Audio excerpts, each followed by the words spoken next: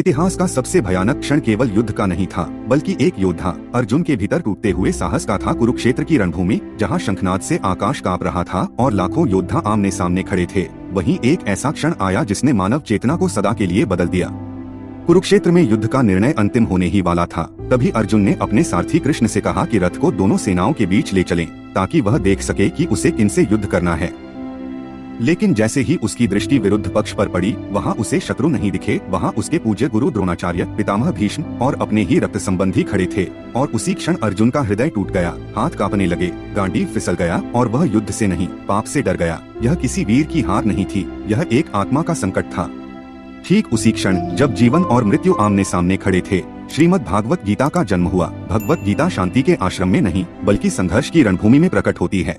उस कठिन परिस्थिति में कृष्ण ने समय को मानो स्थिर कर दिया और अर्जुन को उसे महान भगवत गीता का ज्ञान दिया और समझाया कि यह शरीर नश्वर है, आत्मा अमर है। तुम यहाँ पर युद्ध करने नहीं आए हो, तुम केवल अपने धर्म का पालन करने आए हो। और जब मोह और करुणा धर्म को ढक लेते हैं, तब वे प्रेम नहीं, बंधन बन जाते हैं। रणभूमि इसलिए चुनी गई क्योंकि जीवन स्वयं एक युद्ध है, जहाँ निर्णय टाले नहीं जा सकते। यही कृष्ण ने कर्मयोग का रहस्य खोला, धर्म और मोह का अंतर समझाया और विराट रूप में यह सत्य प्रकट किया कि करने वाला भी वही है और फल भी उसी के अधीन है। जब अर्जुन ने यह समझ लिया कि युद्ध क्रोध से नहीं, कर्तव्य से लड़ा जाता है, तब उसका मोह भस्म हो गया। उसने गांडीव उठाया और स्पष्ट शब्दों में कहा, मेरा भ्रम नष्ट हो गया है, मैं आपकी आज्ञा का पालन करूंगा। यही कारण है कि गीता रणभूमि में कही गई, क्योंकि जब हमारा मन युद्ध का मैदान बन जाता है, जब निर्णय कठिन हो जाते हैं और भावनाएं हमें रोकने लगती हैं, तभी सच्चे ज्ञान की आवश्यकता होती है। तो मित्रों, इसलिए आज भी हमारे जीवन की हर परीक्षा, हर दुविधा और हर संघर्ष एक कुरुक्षेत्र है। और गीता हमें यही सिखाती है, परिणाम की चिंता छोड़ो, अपने धर्म के अनुसार श्रेष्ठ कर्म करो, क्योंकि कर्तव्य के मार्ग पर चला गया एक कदम ही जीवन की सबसे बड़ी विजय है।